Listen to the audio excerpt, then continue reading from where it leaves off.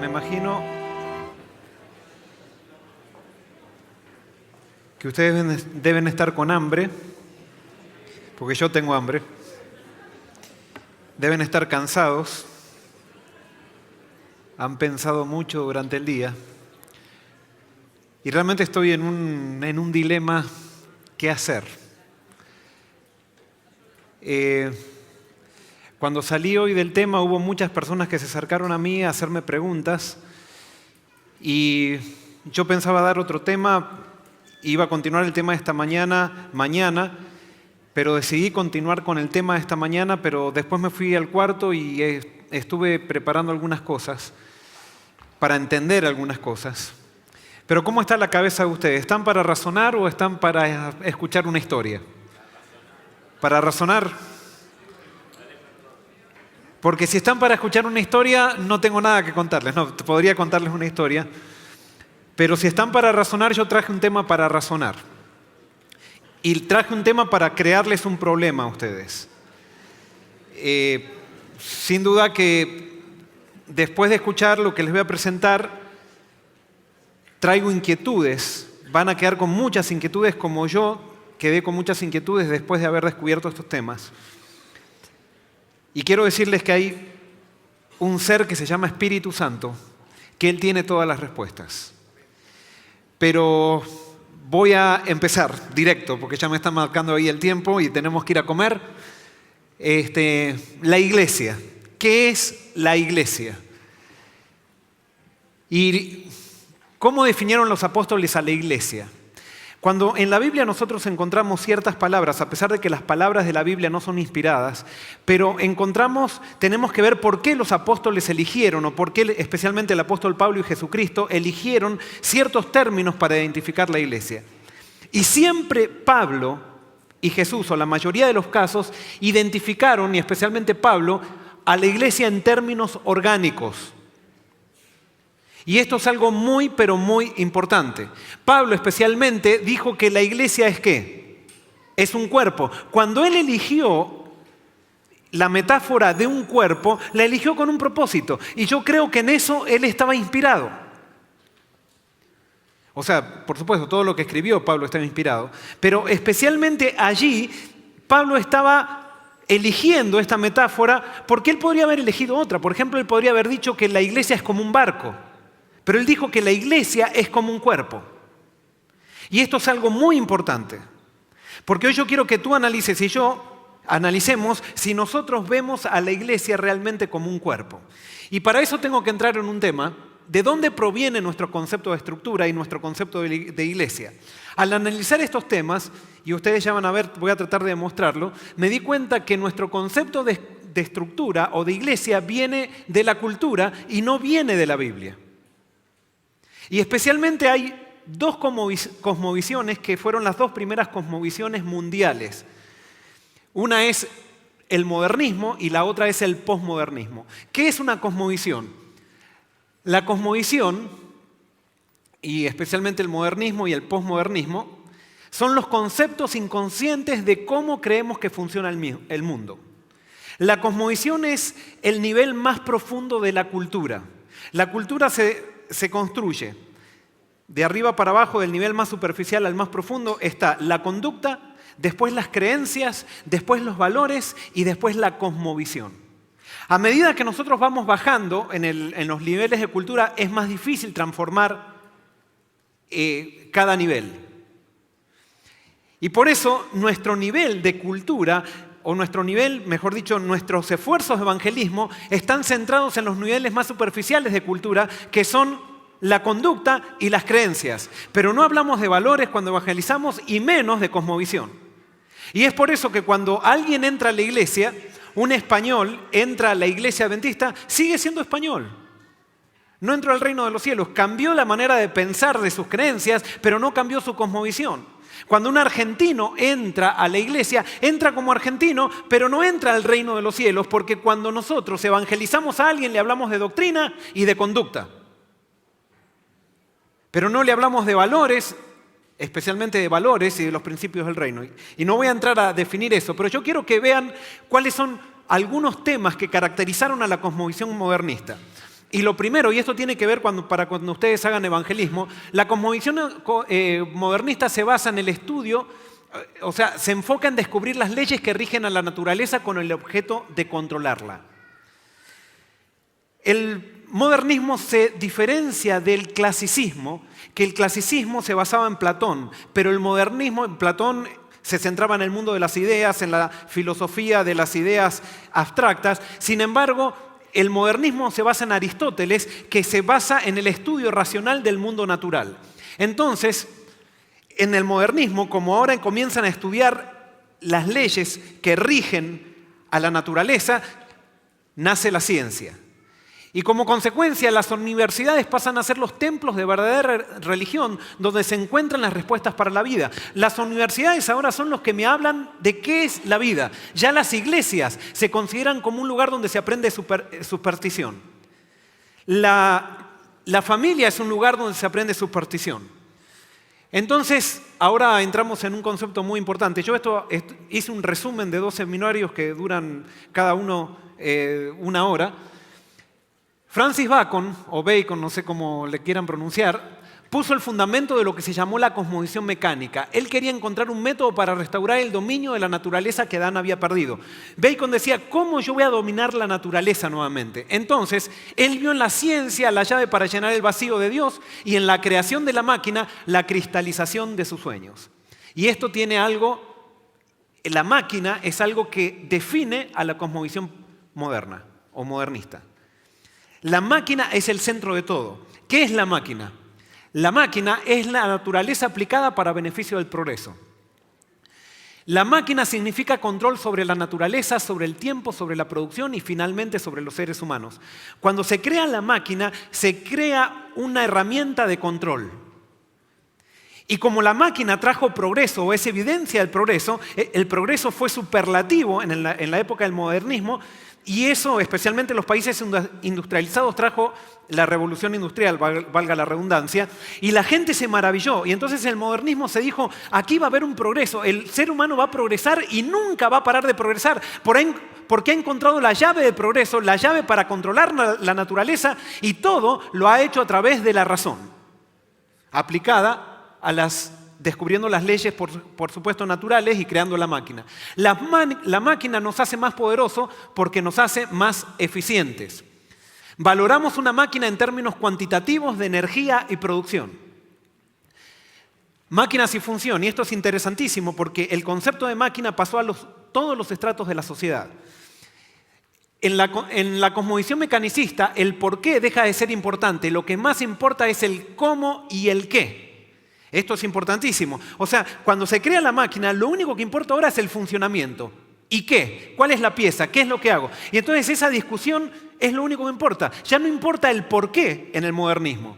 La medicina, por ejemplo, modernista, que es el concepto de medicina actual, nos habla de cómo funciona el cuerpo humano, pero no nos dice por qué funciona o para qué funciona. ¿Para qué existimos? Otra de las cosas, por ejemplo, que el modernismo es, y que nosotros todavía convivimos con esa cosmovisión, es cómo hacer el amor en el modernismo es más importante de saber por qué lo hacemos. Y por eso ustedes van a encontrar libros que dicen cómo hacer el amor en 45 posiciones nuevas.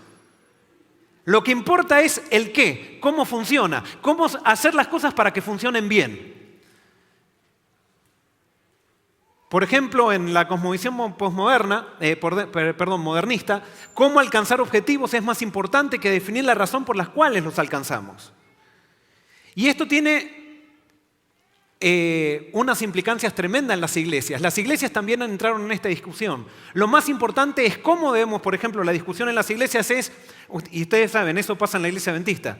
Nosotros tenemos una discusión modernista de las cosas de lo que se debe hacer. Y entonces en las iglesias se discute cómo debemos adorar, qué instrumentos debemos usar, cómo debemos orar, cómo debemos vestirnos, cómo podemos tener más bautismos. Y esa es una cosmovisión mecanicista que no está en la Biblia. Y por eso, por ejemplo, cuando hablamos de culto de adoración, hoy hablé, se dice, ¿cuál es el instrumento correcto para adorar? Entonces se dice, los instrumentos creados para, por ejemplo, se habla de la batería que fue creada para el rock, entonces dicen, no, eso fue creado para Satanás, por lo tanto no lo podemos usar en la iglesia. Y sin embargo, si hacemos un poco de historia de la música, ¿quién fue el primer instrumentista que habla la Biblia? ¿Quién fue? Jubal. ¿Y descendiente de quién era Jubal? ¿Para qué creó el primer instrumento que creó las flautas? ¿Para adorar a quién? ¿A Dios? No, si era descendiente de Caín no era para adorar a Dios. Era para adorar a Satanás, o no sé, o para divertirse. Por ejemplo, el órgano de tubos que ha llegado a ser el instrumento sacrosanto, ¿dónde se inventó el órgano de tubo? ¿Para qué se inventó el órgano de tubo? Se inventó especialmente y se usó en el circo romano, no para adorar a Dios. Sin embargo, pasó el tiempo y ahora el órgano de tubo, según algunos que definen cómo se debe adorar basados en la cultura, entonces dicen el único instrumento para adorar a Dios tiene que ser el órgano de tubos o el piano. Y yo he leído artículos que hablan sobre eso, pero son argumentos basados en la cultura, no basados en la Biblia. Porque a Dios no le interesa el instrumento, sino que a Dios le interesa el instrumentista. Y a veces nosotros no tenemos ningún problema con el instrumentista, pero tenemos un montón de problemas con el instrumento. Analicemos un poquito más el instrumentista y vamos a ver que el instrumento entonces se usa de la manera correcta. Pero hemos cambiado las cosas y entonces no sabemos incluso para qué adoramos, sino que pensamos que si estamos con un órgano de tubo está todo bien y por lo tanto estamos adorando a Dios. No, tú puedes adorar con un órgano de tubos a Satanás también. ¿Por qué? En el modernismo se pierde la visión de propósito y entonces lo único que importa es cómo funcionan las cosas y el qué. También como consecuencias tenemos iglesias que funcionan muy bien, pero que han perdido su propósito. Iglesias mecanicistas, iglesias que todos son muy responsables, pero por ejemplo que las relaciones dentro de la iglesia, como decíamos esta mañana, la gente está peleada, la gente no vibra, no tiene pasión por el evangelio, sino que tiene pasión por seguir la cultura adventista, en inglés se dice el Seventh Day Adventist Lifestyle. Es importante, esa persona tiene el Seventh Day Adventist Lifestyle. ¿Qué importa el estilo de vida adventista? Lo que importa es que te parezcas a Cristo. No que agarres de una cultura tradicional un montón de elementos para incorporarlos y decir yo formo parte de este grupo. Y perdonen, hoy me dijeron, yo me apasiono mucho y no estoy enojado. Pero es como que tengo poco tiempo, tengo que también ponerme un poco de energía. El modernismo y el concepto no sé qué puse ahí, el concepto de mecanicista será, la estructura es vista como la interrelación de partes impersonales en un sistema gobernado por normas de funcionamiento. Eso es lo que se ve, cómo se define la estructura. El cambio en la cultura mecanicista es considerado como una señal de mal funcionamiento, es visto como una amenaza, no hay adaptabilidad, las cosas deben hacer como siempre se hicieron. Uniformidad es confundida con unidad en el modernismo y el control es la herramienta para asegurarlo. Y de esto vamos a hablar un poquito más adelante. Las leyes y normas son considerados los instrumentos de orden. Por eso los manuales, credos son esenciales para poder funcionar en el modernismo. Eso de tener un manual, ustedes fíjense, cuando ustedes compran una máquina, ¿qué es lo primero que quieren tener? Lo primero que piden, el manual. Eso viene del modernismo. El manual lo necesitamos para que funcione una máquina, porque una máquina es estática, entonces siempre funciona de la misma manera.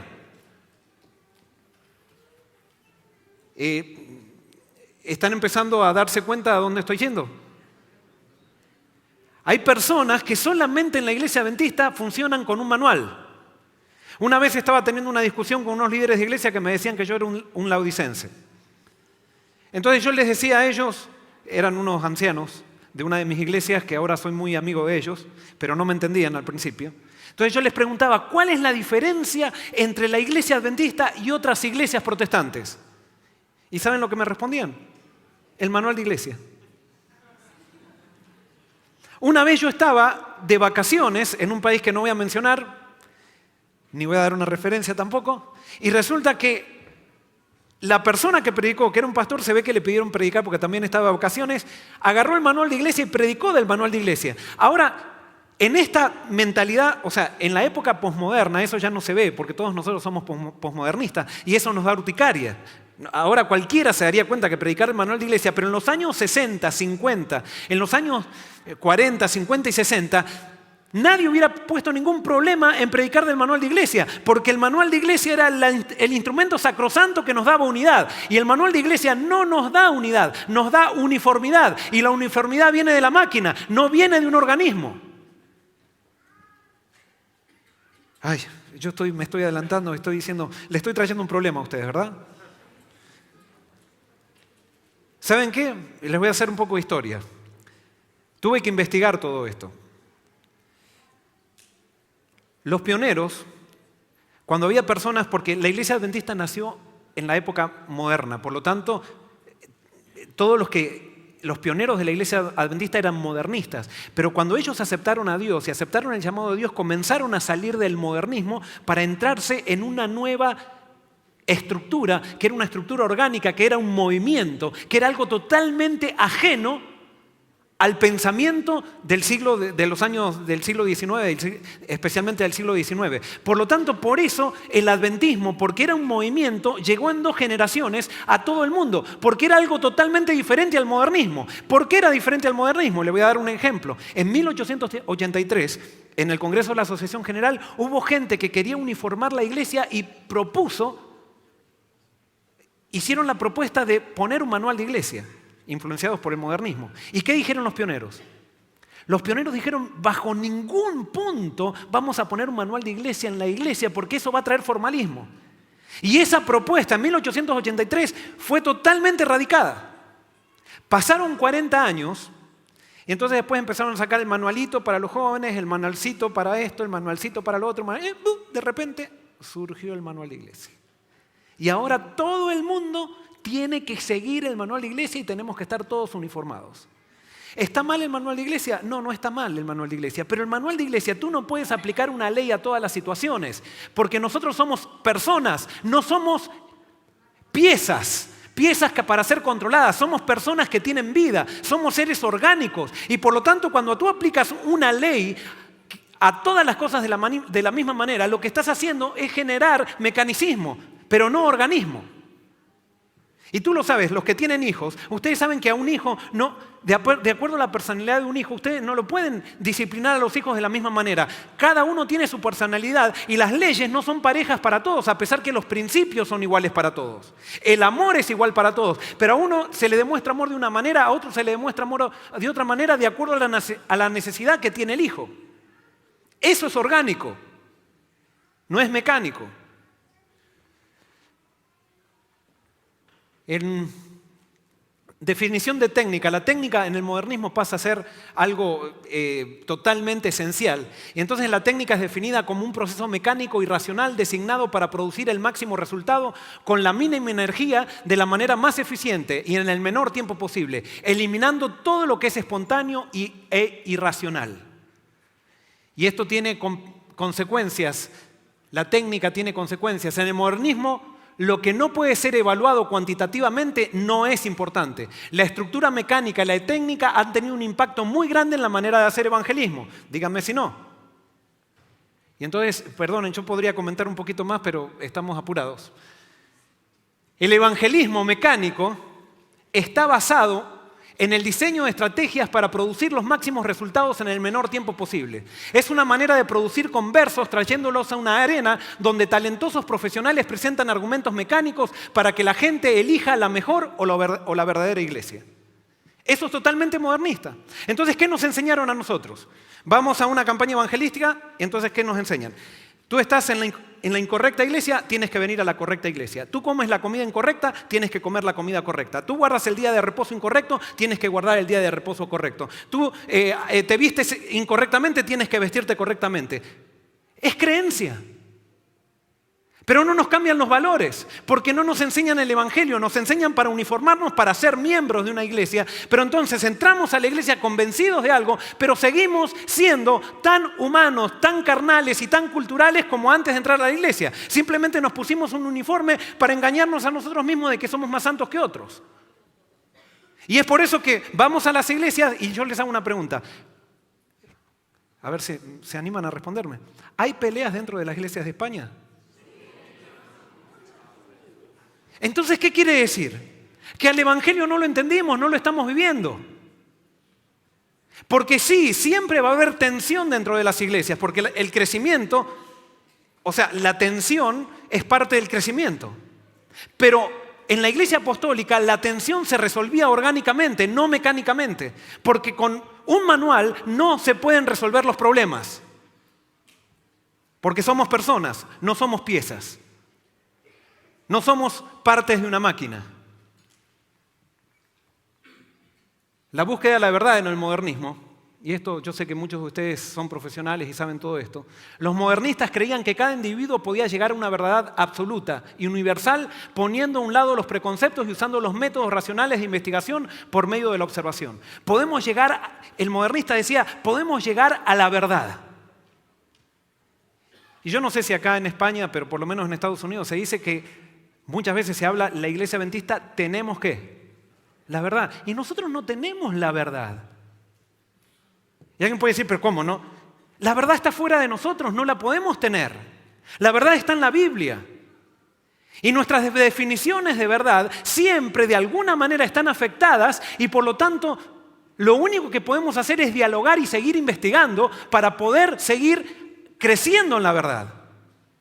Pero cuando nosotros decimos que tenemos la verdad, se acaba la discusión, se acaba el diálogo. Definimos la verdad en un manual, definimos la verdad en una declaración de doctrinas y ahora nadie más estudia.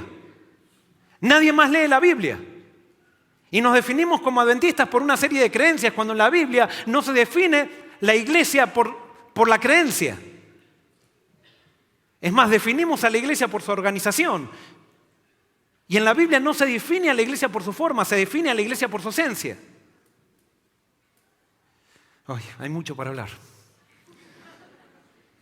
No me van a invitar más a España, creo. Pero ¿saben qué?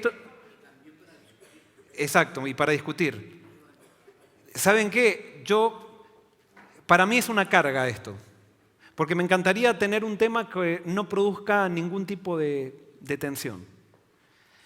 Pero si Dios me dio para descubrir esto, tengo que ser fiel a mi conciencia y tengo que predicarlo donde vaya. No quiere decir que yo tenga la verdad. Ustedes tienen una mente que Dios les ha dado. Y ustedes quizás vayan a su casa y digan, realmente el pastor Joel Barrios está por cualquier lado. O quizás vayan a su casa y empiecen a investigar la Biblia. Y el Espíritu Santo quizás les diga algo parecido a lo que me dijo a mí con otro énfasis. Pero tenemos que dialogar. La iglesia es un centro de diálogo, no un centro de dogma. La noción esta de encontrar la verdad absoluta trae tensión en sí misma, porque cuando alguien arriba algo que considera verdad, no acepta otro punto de vista. No voy a tener tiempo de darles ahora, después tengo acá material histórico para que vean cómo los pioneros veían las cosas. Consecuencias en evangelismo, esto tiene por supuesto consecuencias en evangelismo y testificación, porque yo le enseño a alguien, el día de reposo es el sábado, y le muestro todos los argumentos de la Biblia, y la persona me dice, no, yo no quiero guardar el sábado, y me peleo con la persona, porque no piensa como yo. Entonces yo estoy dispuesto a mantener una doctrina, pero a quebrar una relación. Estoy dispuesto a defender la verdad, pero a ganar un enemigo. ¿Cómo? O sea, es una incoherencia total. Pero díganme si no lo hacemos, porque yo lo he hecho. Yo lo he hecho. Y me enojo con que el que no acepta. Acá está la herramienta esa de estudios bíblicos que se llama la fe de Jesús. Es una herramienta totalmente doctrinal. Totalmente de 27 doctrinas abstractas que le enseñan a una persona que no le transforman nada. Y perdonen, y yo la uso en mis iglesias, porque estamos creando una herramienta basada en principios que trae más fidelidad. Porque ¿qué pasa con la fe de Jesús? Se convencen de algo, pero después cuando viene la prueba empiezan a tambalear todo. Y los únicos que persisten porque están acostumbrados y no saben a vivir de otra manera son los adventistas de cuna. Pero los que entraron a la iglesia, cuando viene la primera crisis se sienten sacudidos porque no tienen base. Y los adventistas de cuna los criticamos, es que nosotros no sabemos vivir de otra manera y por eso seguimos el carril que nos enseñaron. Y no nos animamos a vivir de otra manera. Y ese tipo de soberbia, nunca, absolutamente nunca, vamos a ganar un posmoderno. Podemos ir a un taller de definir la mente posmoderna y eso, pero tenemos que hacer un cambio si queremos ganar a los posmodernos. Y nosotros somos posmodernos. Voy a seguir, me entusiasmo. Voy a resumir acá. Fíjense, esto es estructura orgánica. ¿Qué es una estructura orgánica y qué es una estructura mecánica? En una estructura orgánica está en continuo cambio. Yo les doy un ejemplo de estructura orgánica. y mecánica. ¿Esto es una estructura orgánica o mecánica? Es mecánica. ¿Qué es una estructura orgánica? Es una planta. La planta para crecer tiene que estar en continuo cambio. En cambio en la máquina, y supónganse que este reloj produce, no, tendría que utilizar otro ejemplo, pero una máquina de hacer pan. La máquina de hacer pan no puede crecer, lo único que puede hacer es producir, pero no puede crecer. En cambio, la estructura orgánica crece y da frutos, pero los frutos son parte del sistema orgánico. Y por eso alguien puede decir, y muchas veces me han dicho, Pastor Joel, pero esto es una desorganización si sabemos una estructura orgánica. No, hay organización orgánica y organización mecánica. La Biblia habla de la iglesia como un cuerpo, estructura orgánica, no mecánica. Cuando nació el adventismo tenía una tendencia a ser estructura orgánica y por eso en 2 generaciones llegó a todo el mundo. Y por eso tenía un poder de movimiento. La estructura mecánica, el cambio es visto como una señal de mal funcionamiento. Cuando hay algo que está cambiando, quiere decir que el elemento está funcionando mal. ¿Y qué hay que hacer con ese elemento, con esa pieza? Hay que sacarla y cambiarla por una nueva. La estructura orgánica se adapta al ambiente, se adapta al ambiente sin perder la esencia. La estructura mecánica son estáticas. O sea, una máquina es así y no crece. En cambio, la estructura orgánica se va adaptando, incluso va recibiendo del ambiente. Eso se llama misión. La estructura orgánica está en continua misión, está en continuo cambio, en continuo reavivamiento. Cuando tenemos una estructura orgánica, no necesitamos llamar al reavivamiento, porque está en continuo reavivamiento. El cambio es parte de su esencia. Hay muchas implicancias de esto. La estructura orgánica son sistemas abiertos que continuamente... ahí me olvidé qué era lo que decía. A ver si dice acá. Como yo lo hice en una PC y esto es una Mac, me borró. Vamos a ver si son sistemas cerrados. Son sistemas abiertos que están en continua interacción con el contexto. Vamos a la próxima. Son impulsados por causalidad multidireccional, la estructura orgánica. Y Daniel, vos utilizaste un ejemplo y no, lamentablemente, que él dice que JAE va a ser un reloj y una máquina. No te hagas problema. La metáfora que él usó, de acuerdo a lo que está diciendo que van a hacer con JAE, lo que ellos están definiendo una estructura orgánica, porque ellos están poniendo el poder de JAE, ¿dónde lo están poniendo? Están empezando a alimentar las bases de JAE. Eso es orgánico. Cuando las partes regionales tienen poder en sí mismos, o sea, tienen vida y entonces le dan vida al todo. Pero la estructura mecánica, que son impulsados por causalidad lineal y jerárquica. Acá se hacen las cosas, lo que dicen arriba son los que producen los cambios. Y si el cambio no viene de arriba, es mal funcionamiento. Soy yo el que tenga que decir las cosas como tienen que hacerse. Me encantó cómo terminó Daniel, a pesar de que no concuerdo con la metáfora, pero cuando dijo, las ideas vienen ¿de dónde? Vienen de ustedes. Eso es orgánico. Eso es orgánico, no es mecánico. Cada elemento tiene una parte activa que le da forma al todo en la estructura orgánica. En la estructura mecánica las instrucciones son gerenciales y se dictan lo que los subordinados tienen que hacer. Por ejemplo, el sistema de trabajo es un sistema totalmente mecánico. Si quieren, por ejemplo, un sistema mecánico, no sé cómo será acá el pobre Isaac, espero no ponerlo en problema, pero conquistadores, Pathfinders o exploradores, no sé cómo le quieran llamar, es un sistema totalmente mecánico. Y creo que es una estructura que debemos aprovechar, pero nosotros no debemos enseñarle a nuestros hijos a ser seguidores, tenemos que enseñarle a ser ¿qué? Pensadores. Y eso lo dice Elena de White. Eso es lo que hace que un movimiento sea movimiento y que sea orgánico. Donde todos pueden pensar, donde todos pueden aportar y donde todos aportan para el crecimiento del todo. La unidad es asegurada por la vida que hay en cada uno de los elementos, en la estructura orgánica. En la estructura mecánica se busca la uniformidad por medio de manuales y credos y reglas. Eso es uniformidad. La estructura orgánica nace siempre en su forma ¿qué? más pequeña. En cambio, la estructura mecánica nace en su forma ¿qué? Más grande. Fíjense, cuando nosotros queremos hacer algo en la iglesia, ¿qué es lo que primero queremos hacer? ¿Algo qué? Algo grande, algo que pueda salir por la televisión, que le podamos sacar fotos, que esto. Cuando tú empiezas algo orgánico, va a empezar de a poquito. Y me encantó, a mí me encantaría tener a mi hijo acá en España para que aproveche todo esto de que están organizando con los jóvenes y eso. Pero les doy un humilde consejo. Aprovechen esa gran estructura que están haciendo para inyectar vida. Para inyectar vida. Cada uno de esos elementos tiene que haber momentos especiales. Lo principal tiene que ser momentos para inyectar vida. Y me encantó eso de los retiros espirituales que van a hacer, porque los retiros espirituales son el momento esencial para inyectar vida. Pero no puede haber un evento de deportes que no tenga un momento y que esté, no un momento solamente, que esté compenetrado de vida espiritual. Y esto podría hablar un poquito más. Tiene que ver con conceptos de liderazgo, conceptos orgánicos de liderazgo y no conceptos mecánicos de liderazgo.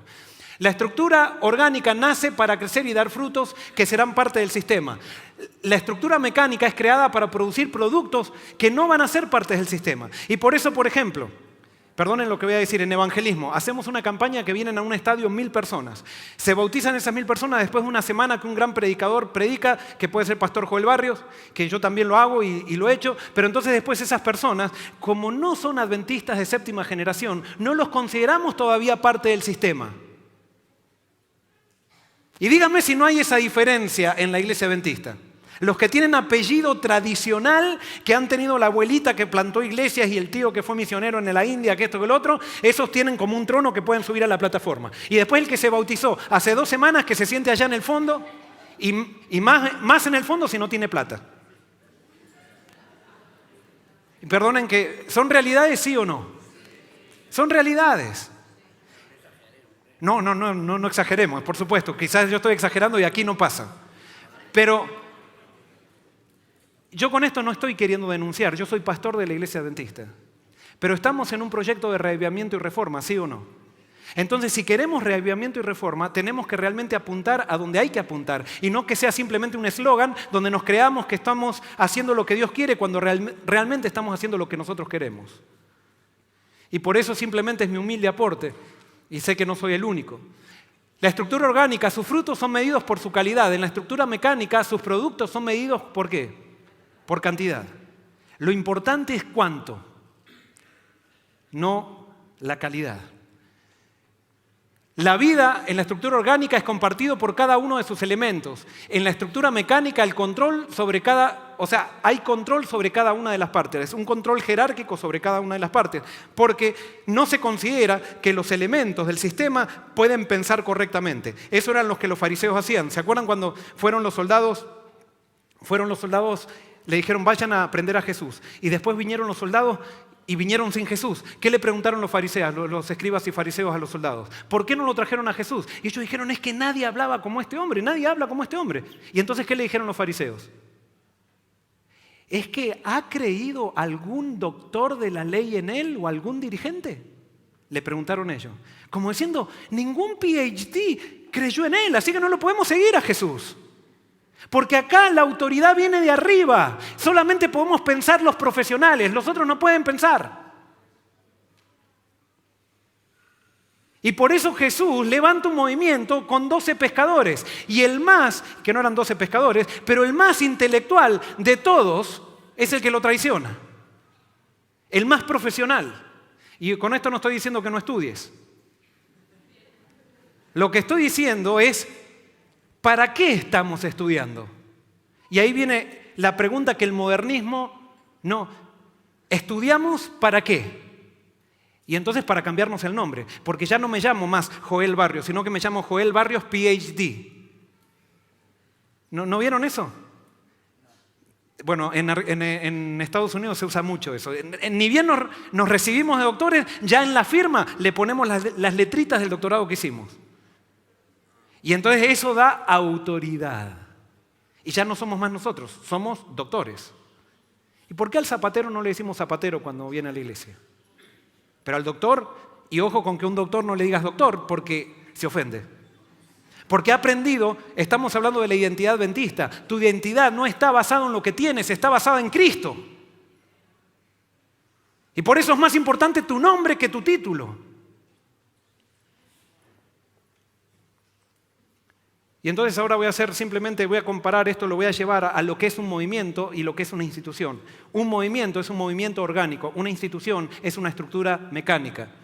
En un movimiento tiene un pequeño aparato administrativo, pero una gran misión. En la institución tiene un gran aparato administrativo, pero una misión pequeña. ¿Por qué? Porque en la institución, la misión, gran parte de la energía de la misión se va para mantener a la estructura.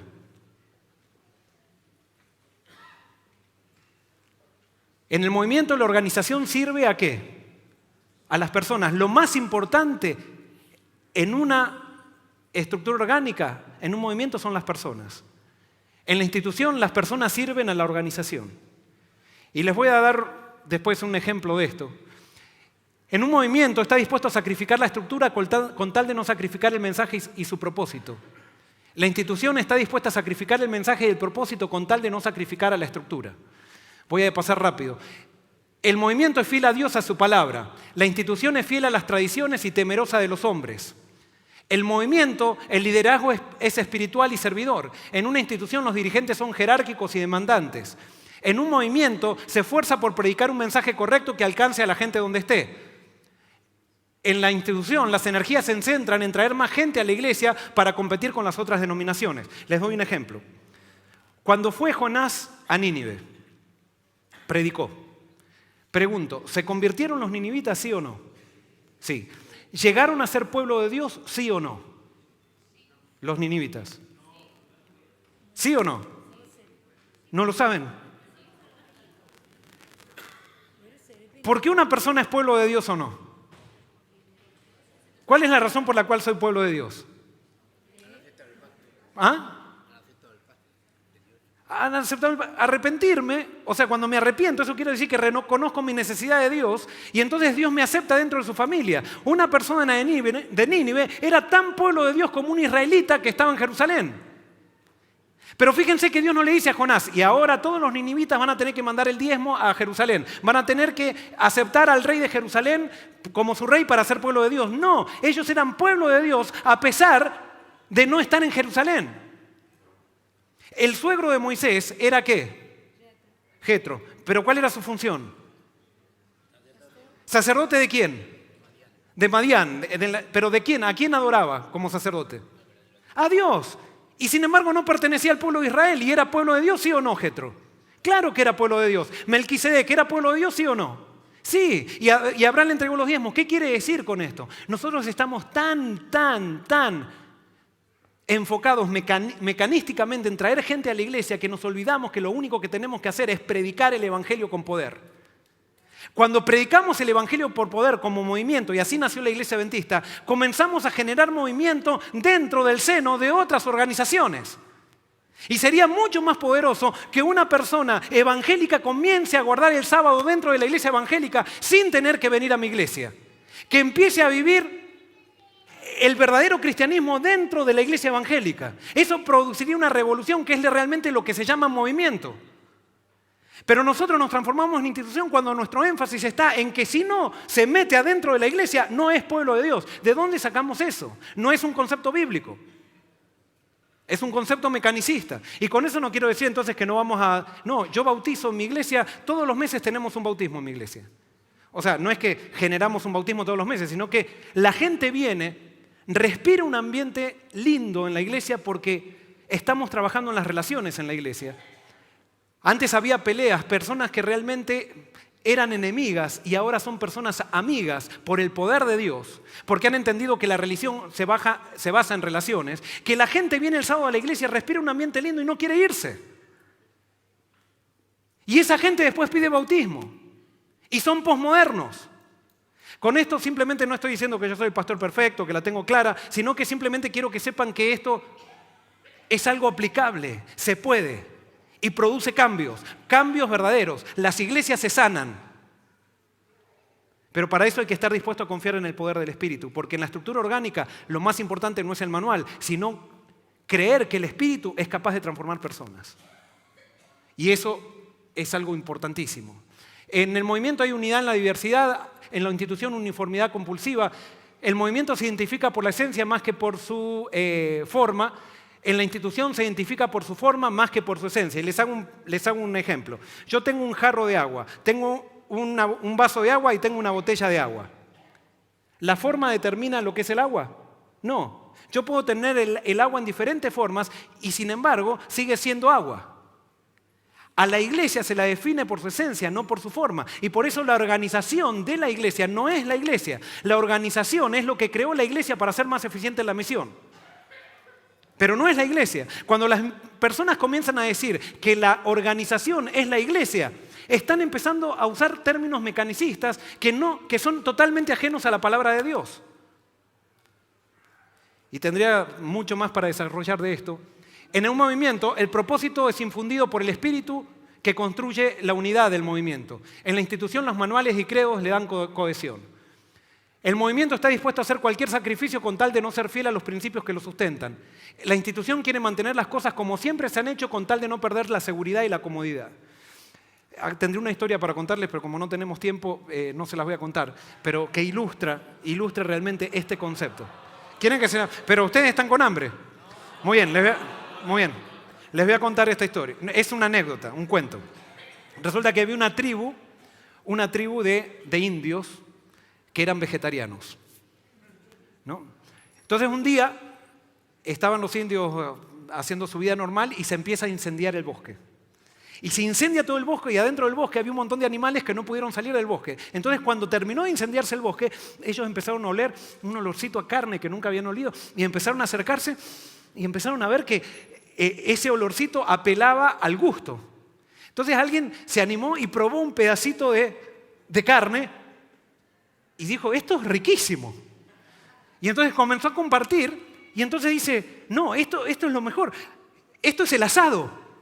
O no sé cómo le dicen acá en España. ¿Asado también? Esto es el asado. Así que dijeron, tenemos que hacerlo parte de nuestra dieta. Ya no somos más vegetarianos, vamos a comer carne. Pero ahora tenían un problema. Entonces dijeron, bueno, vamos a comer. Al otro domingo quisieron comer asado y dijeron, bueno, vamos al otro bosque. Y entonces fueron a otro bosque, incendiaron el bosque con todos los animales adentro. Y entonces terminaron de incendiar el bosque y se comieron todos los animales. Entonces pasó una semana y dijeron, vamos a tener que, esto está riquísimo, y como la carne genera vicio, no sé si ustedes sabían, entonces dijeron, bueno, vamos a incendiar otro bosque, y fueron a incendiar otro bosque. Pero ahora entonces el jefe, que tenía una mentalidad mecanicista, dice, no, ahora si seguimos incendiando bosque, nos quedamos sin bosque y no tenemos más asado, así que vamos a crear personas para que empiecen a plantar bosques. Y entonces, claro, nos va a llevar un poco de tiempo, pero vamos a forestar todo el campo y a medida que forestemos va a llegar un momento que quizás vamos a poder comer carne todos los días. Entonces se creó toda una infraestructura donde había personas que plantaban la semilla, otras personas que cuidaban los árboles, otras personas que regaban y todo el pueblo tenía trabajo y todos estaban trabajando para comer asado. Y entonces cada vez que querían un asado, ¿qué hacían? Incendiaban el bosque más maduro con todos los animales adentro y comían el asado. Pero resulta que había un iluminado, un indio, que dijo, a mí me parece que esto está muy complicado. Tiene que haber una manera más sencilla. Entonces agarró ¿cómo se dice? Agarró una reja y dijo, ahí tenemos la vaca, ahí tengo la vaca. ¿Por qué? Yo la mato directamente, le hago un fueguito abajo y la pongo arriba y ya está, y no la tengo que comer toda, o sea, la voy guardando para... Y entonces hizo la prueba, hizo el experimento, creó esa rejita que le llamó parrilla y entonces puso la vaca arriba y entonces se comió la vaca por partes y ahora él comía todos los días sin tener que incendiar un bosque. Entonces dijo, esta es la mejor idea. Y cuando fue al vecino, el vecino le parece estuvo muy bien, entonces empezaron a hacer la parrillita también.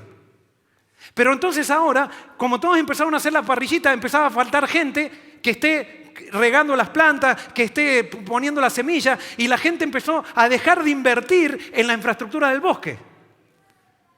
Bueno, resumiendo la historia, esto la cuenta un filósofo que él inventó para ilustrar no sé qué, porque me la contaron a mí. A mí me ilustra esto. ¿Qué pasó al final con este pobre hombre? Lo terminaron ejecutando en una hoguera porque él estaba trayendo un cambio que no favorecía a la estructura y no favorecía a seguir con las cosas como siempre se habían hecho. Y muchas veces nosotros en las iglesias que tenemos una estructura mecanicista tenemos exactamente el mismo concepto. Y después venimos a hacer seminarios y decir, ¿cómo vamos a ganar a los posmodernos? La estructura mecánica es una estructura modernista. Y todos los que son profesionales acá que estudiaron filosofía o antropología saben lo que es el posmodernismo. ¿Alguien me lo puede definir? ¿Qué es el posmodernismo en pocas palabras? ¿Es una reacción a qué? Al modernismo. El posmodernismo dice, estoy cansado de que me impongan la verdad, de que alguien venga y me diga cómo tengo que hacer las cosas. Por lo tanto, el posmodernismo dice, no hay ninguna verdad, cada uno haga lo que quiera, si tu verdad te sirve a ti es para ti, para ti no. Entonces, el posmodernismo le da urticaria, si podríamos decir así, el modernismo. Entonces nosotros estamos tratando de ganar. Tenemos una estructura mecánica en la iglesia y estamos tratando de ganar a mi amigo en la universidad que es posmodernista para meterlo dentro de una estructura mecánica. El primer día que venga a la iglesia sale corriendo. Entonces ya sabemos cómo piensa un posmodernista. Ahora tenemos que ver cómo pensamos nosotros. Y nosotros, lastimosamente, no pensamos basados en la Biblia, sino que pensamos basados en la cultura. Y cuando alguien nos señala esto, que puede estar pasando en este momento, nos enojamos. Y decimos, esto no es verdad, porque queremos seguir en la comodidad, porque no queremos ningún cambio. Queremos seguir produciendo gente, produciendo bautismo, pero no queremos cambiar nosotros. Y sí, producimos bautismos, ¿dónde? En los lugares donde la gente es más modernista. Entonces tenemos en Estados Unidos, por ejemplo, una vez yo estaba en una iglesia americana de pastor, estaba ayudante de un pastor, y el pastor decía, vamos a hacer un viaje misionero. Y entonces él decía, ¿a dónde podemos bautizar más gente? Entonces, ¿en India o en África? Y le decían, en India. Entonces vamos a India. Y entonces iban como conquistadores romanos a predicar en India, predicaban 2 semanas, bautizaban 1000 personas y volvían con los trofeos a Estados Unidos a mostrar las fotos de todos los que habían bautizado en India. ¿Y por qué no los bautizan en Estados Unidos? Porque en India todavía, y estoy hablando en India en general, como son sociedades que están más a la retaguardia, no menos desarrollados, sino que están más a la retaguardia en el pensamiento de cosmovisión, todavía tienen una mentalidad mecanicista y entonces es más fácil ganar a esas personas. Pero yo quiero decirte hoy, te podría contar ejemplos, yo he estudiado la Biblia con muchos ateos y muchos ateos que hoy son totalmente creyentes de Dios y fieles.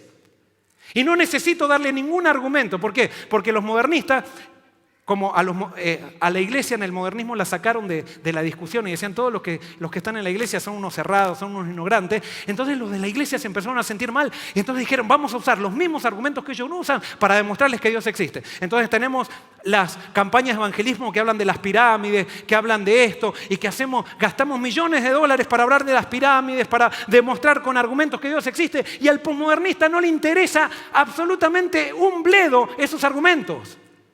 Porque el posmodernista quiere saber que Dios es algo real para él. Y una vez que tú le demuestras que Dios es algo real, el posmodernista no tiene problema de aceptarlo.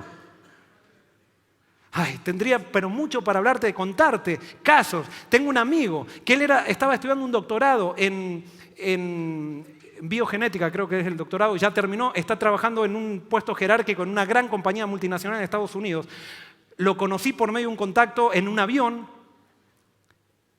Él era agnóstico, como él me lo decía, y hoy él está creyendo en Dios. Eso pasó hace un año y medio. Hoy él está creyendo en Dios. Me llama todas las semanas por teléfono. Y yo no le di ningún estudio bíblico, sí le hablo de mi experiencia, le digo quién es Dios. Y cuando él tiene un problema, porque cada vez que tiene una crisis me llama a mí y me dice, Joel, vos sos el único que me das respuesta para mis crisis. Y yo lo único que hago con él es oro. Y les doy un ejemplo, perdón, y utilicen esto porque si tú crees que Dios es real, actúa como si Dios fuera real y no como si fuera una teoría. Entonces un día yo estaba en mi escritorio, estaba haciendo mi culto y sentí una sensación que, Joel, tenés que orar por Juan. Tenés que orar por Juan. Y yo me arrodillé allí y oré por Juan, pero le mandé un email a Juan y le digo, Juan, hoy sentí la necesidad, Dios me dijo que le ore porque vos necesitas oración. Ese Dios que vos no crees que existe, para mí es una realidad y yo le pedí a Dios orar por vos porque no sé qué es lo que estarás pasando y te tuve en mis oraciones. A los 5 minutos que mandé el email, recibo la llamada telefónica, me dice, Joel, soy Juan.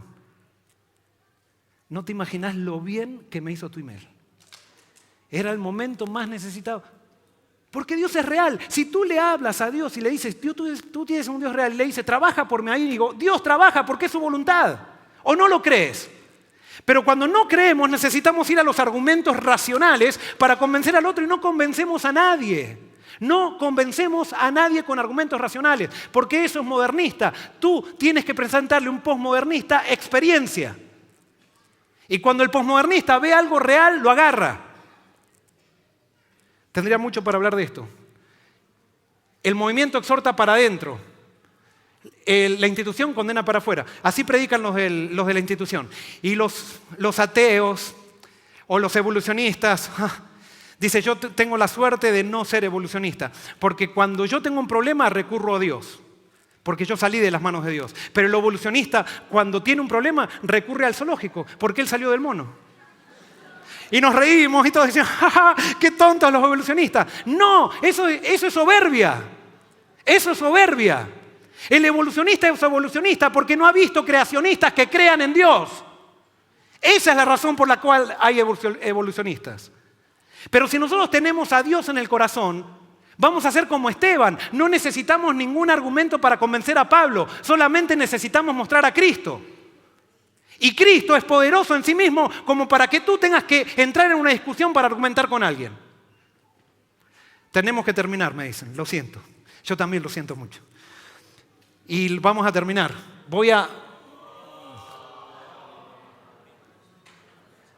Para que vean que no estoy inventando algo, Elena de White, en el año 1902, dice, ¿me permitís hacer 3 citas más? Para que vean que esto no es invento mío, que está corroborado por la inspiración. Dice, debe ocurrir un revivamiento y una reforma bajo la administración del Espíritu Santo. Revivamiento y reforma son 2 cosas diferentes. Revivamiento significa una renovación de la vida espiritual, un despertar de los poderes de la mente y el corazón, una resurrección de la muerte espiritual. Reforma significa ¿qué? Una reorganización, un cambio en las ideas, teorías, hábitos y prácticas. La reforma no traerá consigo los buenos frutos de justicia a menos que esté conectada con el revivamiento causado por el Espíritu. El revivamiento y la reforma harán su trabajo, pero para hacer esto deben estar ¿qué?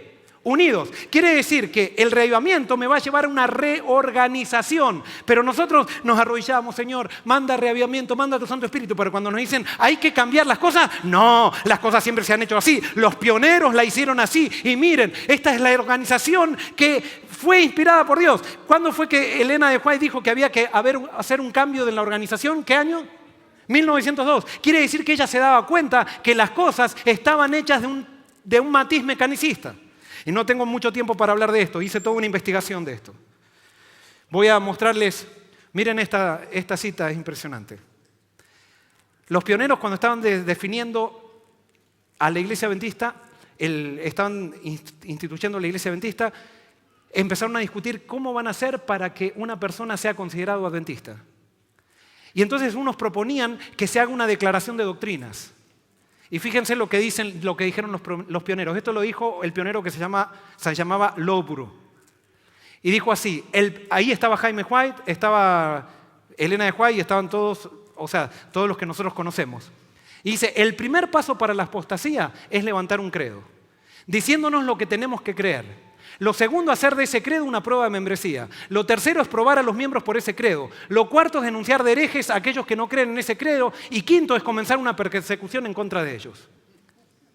Entonces, y perdonen lo que voy a decir, esto está filmado lastimosamente, espero que no lo saquen de contexto cuando después lo editen o algo por el estilo.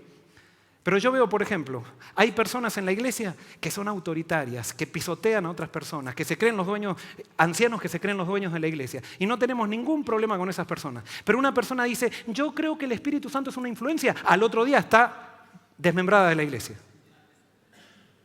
Y ojo, yo creo que el Espíritu Santo es una persona. Pero eso es una creencia. Lo más importante es lo otro. Y tendría citas no de Elena de White, sino de los pioneros, para que vean cómo era el pensamiento adventista. Porque nosotros queremos definir cuál es la identidad del joven adventista. ¿De acuerdo a qué la vamos a definir? ¿La vamos a definir de acuerdo a la cultura, a criterios modernos? ¿La vamos a definir de acuerdo a criterios posmodernos que dicen que no hay verdad, todo es lo mismo, no importa, cada uno haga las cosas como quiera? ¿O lo vamos a definir en criterios orgánicos como la Biblia lo define?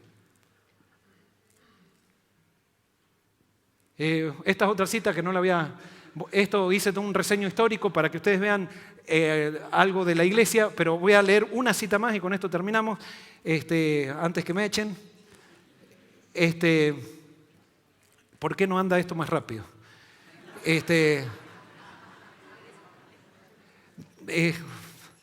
Fíjense, yo estudié todas las revistas ministerios, desde 1928 que se lee hasta 1945. Leí todas las revistas ministerios y extraje, o sea, yo cuando empecé esa investigación no me imaginé con lo que me iba a encontrar.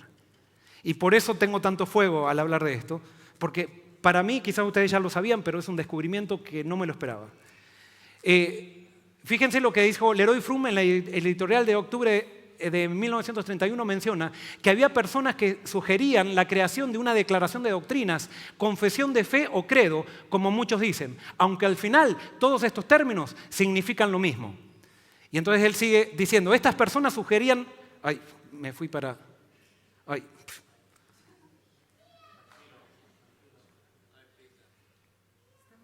Están acá, ¿no? Estas personas sugerían... se me fue.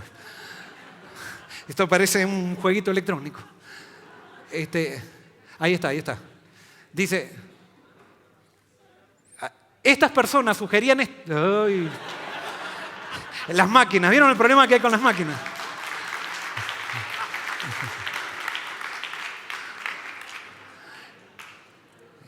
Creo que tengo que terminar.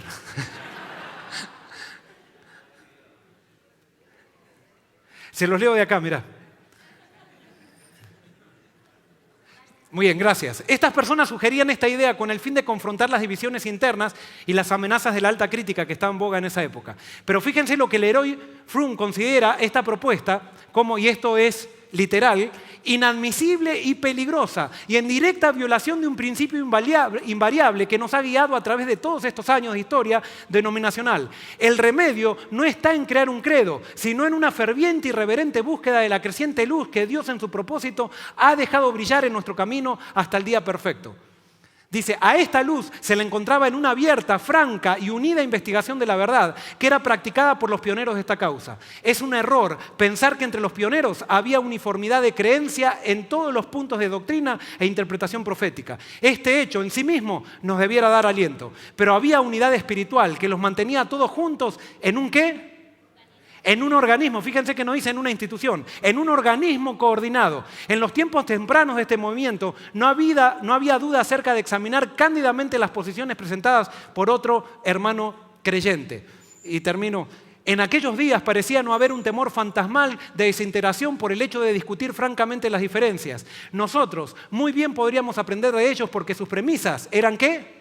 Seguras. De esta manera todas las imprecisiones eran detectadas y puestas a un lado. Fuerza real, crecimiento, todo orgánico y unidad eran el resultado. No había el pensamiento de crear un credo porque ellos tenían y seguían algo infinitamente mejor. Pasaron los años y los conservadores lograron insertar la declaración de doctrinas. Entonces, hasta el año 95, creo, teníamos 27 doctrinas y nadie hablaba del crecimiento en Cristo. Una comisión se reunió y dijo, hay que poner una doctrina más y ahora tenemos la 28 y ahora comenzamos a hablar del crecimiento en Cristo. ¿Qué pasaron los 60 años anteriores?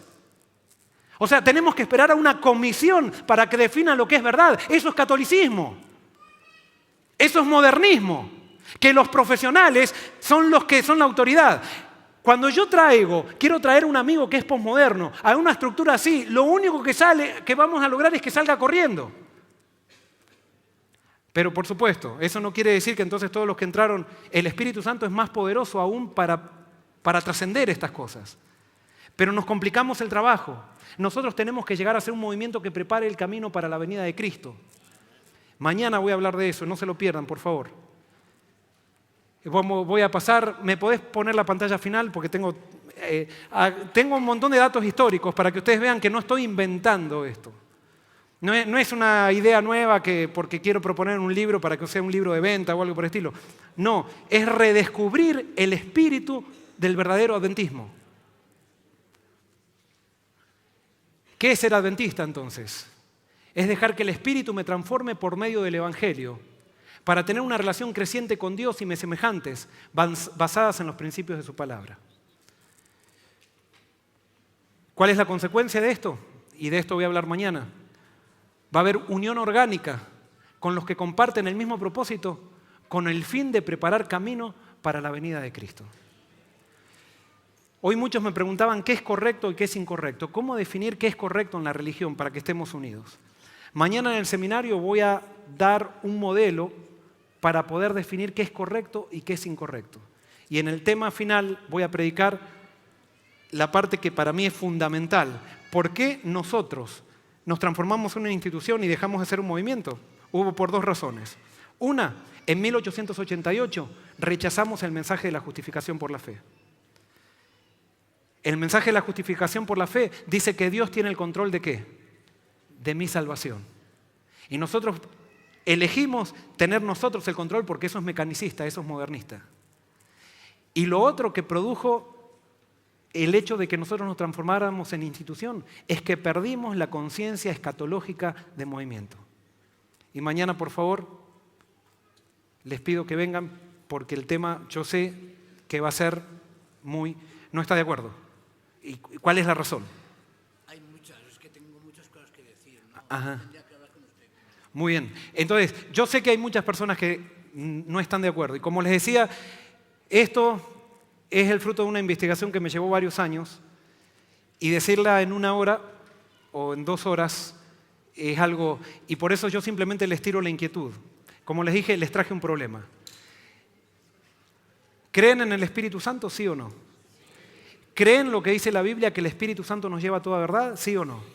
Si ustedes creen, no se preocupen por lo que yo diga. Pero denme la posibilidad de que quizás puede ser que Dios me envió a decirles algo. Quizás no. Quizás esto es invento mío. Pero denme la posibilidad y vayan a sus casas y oren a Dios. Y pídanle a Dios, como yo le tengo que pedir, que estemos dispuestos a renunciar al Dios de nuestras ideas para aceptar la revelación de Dios a través de Jesucristo y a través de la Biblia. Vamos a orar. Señor, cuando presento este tema, Señor, realmente a veces tú sabes que hay un gran peso en mí. Porque me gustaría hablar de otras cosas que no causen tensión, Señor. Y esto causa tensión. Yo soy un hijo tuyo, con miles de errores. Como todos los que están aquí son hijos tuyos, Señor. Pero hay alguien que tiene toda la verdad y es el Espíritu Santo. Y tú prometiste, Señor, enviar a toda persona sincera tu Santo Espíritu para que nos lleve a toda verdad y nos convenza de pecado, de justicia y juicio. Señor, cumple tu promesa en nosotros. La cuestión no es causar revolución. La cuestión es traer reavivamiento, que venga por el Espíritu, pero estar dispuestos a seguir en las consecuencias del reavivamiento. Señor, somos conscientes de que muchas veces estamos viviendo para quedarnos en este mundo. Danos un gran deseo de encontrarnos contigo y haz que nuestra experiencia contigo sea real para que las personas que nos rodeen sepan que tú habitas en nosotros y que ellos deseen esa misma experiencia. Bendícenos ahora en esta noche y que, Señor, nos sigas bendiciendo en este evento. Esto te lo pedimos sin merecerlo en el nombre de Jesús. Amén.